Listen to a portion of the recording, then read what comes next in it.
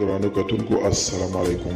زه محمد سلمان همدرد د حق غږ پښتو چینل خبري لنډیز کې ستاسو قربا اوس تاسو پام را اړوم د مهمو خبرونو لنډیز.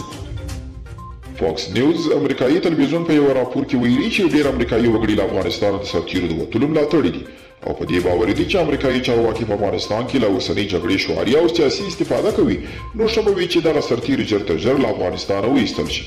د پاکستان نړیوال هوایي شرکت پیایي دغه شرکت د الوتکو پیلوټانو او نورې عملیې ته سپارښتنه کړې ده چې د الوتنې پر مهال له روژې نیولو ډډه وکړي.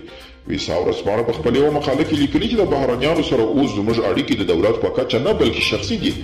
دا خبرې هغه وخت راپورته کیږي چې څو ورځې وړاندې د پاکستان د پارلمان د مشر راغلي الوتکه په هوا کې د کابل له هوایي ډګره بیرته جواب شو.